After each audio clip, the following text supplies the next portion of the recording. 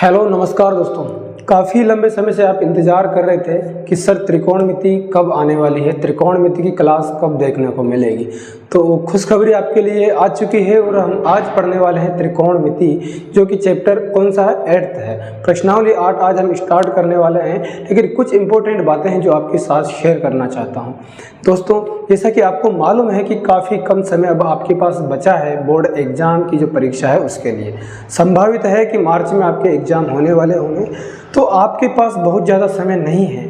2.5 महीने का मुश्किल से आपके टाइम है, क्योंकि आपके इस दौरान बीच में दिसंबर में आपके हाफ ईयरली एग्ज़ाम आ जाएंगे, उसके बाद में आपके विंटर वेकेशंस आने वाले हैं और इसमें आपका काफ़ी सारा टाइम यूं ही चला जाएगा।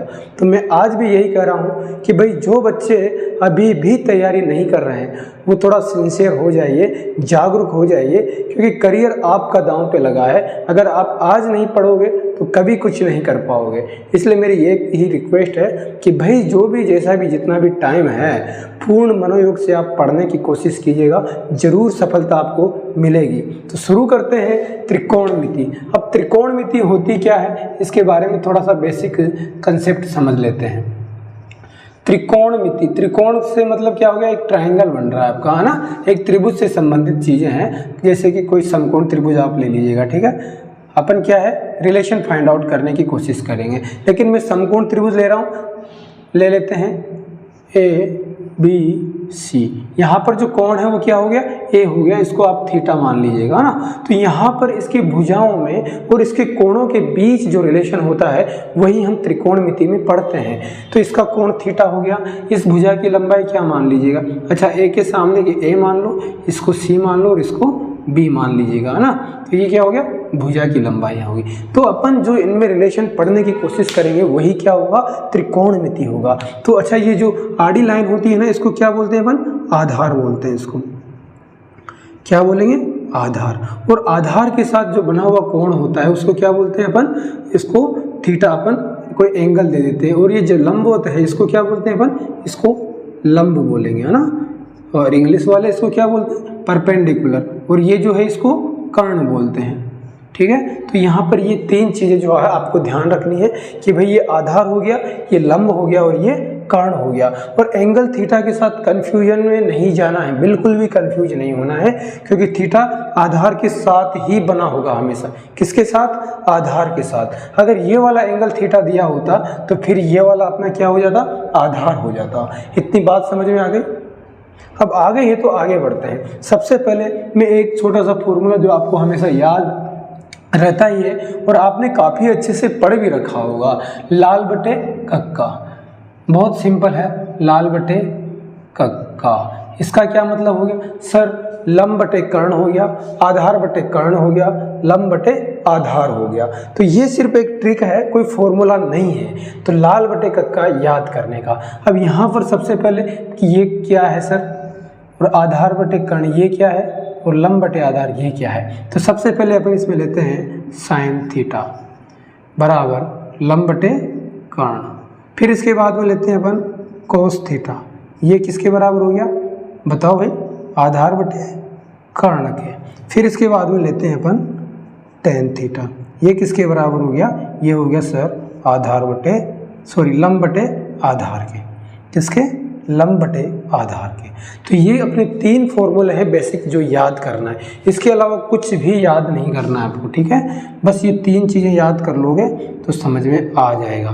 तो ये क्या हो गया, लंब बटे कर्ण, और ये क्या हो गया, आधार बटे कर्ण, और ये सर ये लंब बटे आधार। अगर इतना समझ में आ गया है तो अब आगे बढ़ने की कोशिश करेंगे। अब अच्छा सर ये याद कैसे रहेगा कि भाई ये पहले वाला साइन है कि कोस है, या दूसरे वाला क्या है, हमें याद कैसे रखना। तो सबसे अच्छा तरीका इसका मैं बताता हूँ कि भाई आपको एक ट्रिक बताता हूँ मैं, है ना। SCT बस इससे याद रख लेना। SC कैटेगरी होती कि नहीं होती, फिर T को आप छोड़ दिया, SCT, बस इतना सा ध्यान रख लीजिएगा ना। तो SC ST नहीं होता क्या, तो C पहले आता है तो इसलिए SC फिर उसके बाद में एस टी आता है, ठीक है, तो एस सी टी हो गया। तो ये ध्यान रखना, एस से क्या बन रहा है साइन थीटा, सी से कोस थीटा और टी से टेन थीटा, बस इतना सा ध्यान रखना है। इसी में सारी की सारी प्रश्नावलियाँ तुम्हारी कंप्लीट होने वाली है और बहुत ज़्यादा दिमाग नहीं लगाना है। सर अगर साइन थीटा की वैल्यू कैसे निकालें, साइन थीटा की वैल्यू जीरो, थीटा यहाँ पर जीरो भी हो सकता है, थीटा कोण ही तो है ना, तो कोण क्या हो सकता है भाई, जीरो भी हो सकता है थीटा बराबर, फिर 30 भी हो सकता है सर, 45 भी हो सकता है, 60 भी हो सकता है, 90 भी हो सकता है। सर 90 से ज़्यादा भी हो सकता है क्या, हो सकता है, बिल्कुल 90 से ज़्यादा भी हो सकता है, लेकिन तुम्हारे अभी यहाँ पर 90 से ज़्यादा नहीं है, तो 90 तक ही ध्यान रखना है तुम्हें, ठीक है। तो थीटा की वैल्यू कहाँ से कहाँ तक है, 0, 30, 45, 60, 90, यानी 0 से लेकर 90 के बीच में हम पढ़ने वाले हैं, ठीक है। अब एक छोटी सी टेबल आपको बता रहा हूँ, उसको आपको लर्न करना पड़ेगा और उसकी भी ट्रिक है, ऐसा कोई दिमाग लगाने वाला काम नहीं है उसमें, बस थोड़ा सा पढ़ोगे, एक बार मैं समझा दूंगा, आपको समझ में भी आ जाएगा ना, कुछ भी नहीं करना उसमें, बिल्कुल भी दिमाग नहीं लगाना। देखो यहाँ पर सबसे पहले अपन क्या करते हैं भाई, sign theta, cos theta, tan theta, तीनों के फॉर्मूले याद है, लाल बटे कक्का से। साइन थीटा का क्या हो जाएगा, लंब बटे कर्ण, कोस थीटा का आधार बटे कर्ण, और टेन थीटा का क्या हो जाएगा अपने पास, लंब बटे आधार। तो यहाँ पर फिर कोसेक क्या है सर, ये साइन का जस्ट उल्टा कर दोगे तो क्या बन जाएगा, कोसेक बन जाएगा, इसका उल्टा कर दो, कोस का उल्टा करोगे तो सेक बन जाएगा, और टेन का उल्टा करोगे तो कोट बन जाएगा। बस इतना सा ध्यान रखना है, रख लोगे। अब सबसे पहले बस एक लाइन याद करनी है आपको, इसके अलावा कुछ भी याद नहीं करना। तो अब यहाँ पर कुछ वैल्यूज है, बस ये याद रखना है।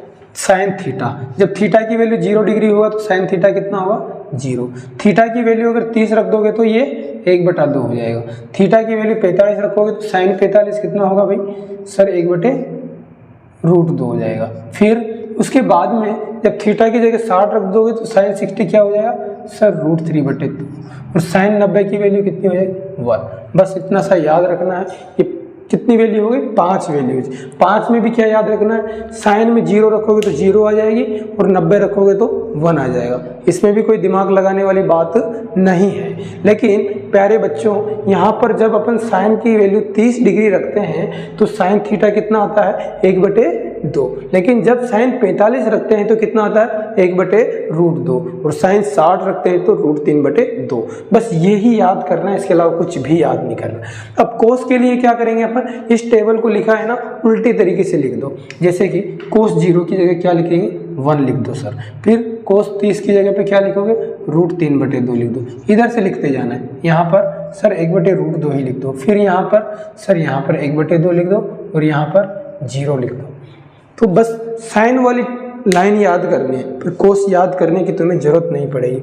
अब टेन वाली कैसे करें सर, साइन और कोस और टेन इसमें रिलेशन होता है। टेन थीटा बराबर क्या होता है, साइन थीटा बटे कोस थीटा, यही होता है। टेन थीटा बराबर साइन थीटा बटे कोस थीटा होता है जब इसमें साइन थीटा की वैल्यू 0 है, कोस थीटा की वैल्यू कितनी है, 1। तो 0/1 कितना हो गया सर, 0 हो गया। 0 में 1 का भाग दोगे, अच्छा इसमें इसका भाग दोगे तो क्या आएगा, 2 से 2 कट जाएगा सर, ये तो क्या हो गया, 1/√3 हो गया सर। फिर यहाँ पर क्या आएगा, 1/√2 में 1/√2 सर 1 आ जाएगा। यहाँ पे भी इसमें इसका भाग दो तो सर यहाँ पर तो √3 बच गया, और यहाँ पर 1 में अब 0 का भाग देंगे तो क्या आएगा, अनंत आ जाएगा। तो यहाँ पर कितना हो गया, अनंत। याद रह जाएगा, इतना सिंपल सा तरीका, बस एक लाइन याद करनी है, बाकी की तुम बनाओगे टेबल। इसके बाद में फिर कोसेक की बात करते हैं। सर कोसेक ये कहाँ से है, अरे कोसेक में कुछ भी नहीं करना है बेटा, साइन का उल्टा करना है। साइन का उल्टा कैसे, मतलब 1/sin। अब साइन 0 पर कितनी वैल्यू, साइन 0 की 0 होती है, तो 1/0 कितना हो जाएगा सर, ये तो अनंत हो जाएगा। तो कोसेक 0 कितना होगा, अनंत हो गया। अब इसका उल्टा करो सर, ये तो 2 हो गया। इसका उल्टा करो सर, √2 हो गया। इसका उल्टा करो सर, ये तो 2/√3 हो गया। और ये सर 1 का उल्टा 1 ही हो जाएगा। क्यों, 1 में 1 का भाग दोगे तो 1 ही आएगा ना। हाँ सर, सेक का करो, सेक क्या होगा भैया, ये कोस का उल्टा है, तो कोस का जैसे ही उल्टा करोगे 1 का उल्टा कितना होगा, 1/1 1 ही होता है। इसका उल्टा करो तो 2/√3। इसका उल्टा करो सर, ये √2 हो गया। इसका उल्टा करो सर, ये 2 हो गया। और ये 0 का सर यहाँ तो अनंत आ जाएगा। क्यों, क्योंकि 1/0 करोगे तो अनंत। आ जाएगा। अब कोट थीटा का क्या करें? अरे भैया 10 का उल्टा कर दो वही कोट होगा, 0 का उल्टा करोगे तो अनंत हो जाएगा, इसका उल्टा करोगे तो √3 हो जाएगा, इसका उल्टा करोगे 1 का 1 होगा, इसका 1/√3 हो जाएगा और इसका 0 हो जाएगा। यही तो है टेबल, और कुछ भी नहीं करना है इसमें, ऐसा कुछ नहीं है दिमाग लगाने जैसा, बस इतना सा ध्यान रखना है। सबसे पहले टेबल में थीटा लिखना है 0, 30, 45, 60 और 90। फिर इधर sine theta, cos theta, tan theta, cosec, sec और कोट, बस ये 6 वैल्यूज रखनी है। फिर साइन थीटा है, थीटा की जगह 0 रखोगे तो साइन थीटा 0, 30 रखोगे तो 1/2, 45 रखोगे 1/√2 और 60 रखोगे तो √3/2, 90 रखोगे तो 1। इतना याद रखना है। इसके बाद में कोस के लिए उल्टा कर दो। सर इधर से बढ़ते जाओ तो यहाँ पर कितना क्या है, साइन 90 की जो वैल्यू थी कोस 0 की होगी, फिर साइन 60 की जो वैल्यू थी कोस 30 की होगी, फिर साइन 45 की होगी, साइन 30 की जो वैल्यू थी वो कोस 60 की होगी और यहाँ पर 0 आ जाएगा। आ गया इतना समझ में? हाँ सर, फिर tan के लिए क्या करोगे भाई? tan के लिए कुछ नहीं करना सर, साइन थीटा बटे कोस थीटा होता है, बिल्कुल साइन थीटा बटा कोस थीटा होता है। तो यहाँ पर साइन थीटा बटा 0 में 1 का भाग दिया, 0 आ जाए। 1/2 में √3/2 का भाग दोगे 1/√3, 1/√2 में 1/√2 का भाग दोगे 1 आ गया, √3/2 में 1/2 का भाग दोगे सर √3 और यहाँ पे इनफाइनाइट आ गया। फिर कोसेक में सर यहाँ पर कोसेक का क्या करें? साइन का उल्टा कर दो भैया, कुछ नहीं करना है। साइन का उल्टा करोगे तो क्या हो गया सर? अनंत हो गया, यहाँ पर 2 आ गया, इसका उल्टा ये हो गया, इसका उल्टा ये हो गया, इसका 1 हो गया। फिर इसी तरह से कोस का उल्टा कर दो भैया, तो ये 1 हो गया, √2/√3 हो गया, √2 और इनफाइनाइट। इसी तरह से कोट का क्या करो सर? tan का उल्टा कर दीजिएगा ना, करो। 0 का उल्टा इनफाइनाइट, 1/√3 का 3 हो गया, 1 का 1 हो गया, 2/√3 का कितना हो गया? कहाँ गया भाई? √3 का 1/√3 हो गया, इनफाइनाइट का 0 हो गया। तो आ गया ये समझ में? अगर टेबल समझ में आ गई है तो अब आगे बढ़े आगे या यहीं रुके रहें? आगे बढ़े? ठीक है सर, समझ में आ गया है। अब आगे क्वेश्चन की तरफ बढ़ते हैं और इसमें कुछ भी दिमाग नहीं लगाना है, कुछ भी दिमाग नहीं लगाओगे, सिर्फ 4-5 फॉर्मूले हैं, और फॉर्मूले याद कर लेना, रट्टा मार लेना, कुछ नहीं करना है बस। और इस टेबल को कितनी बार लिखोगे? कम से कम 10 बार लिखना है इस टेबल को, 10 बार लिखना पड़ेगा। लिखा, मिटाया, फिर लिखा, फिर तो 10 बार तुम्हें लिखना है इसको, ठीक है? तो ये ऑटोमेटिक वैल्यूज याद हो जाएगी।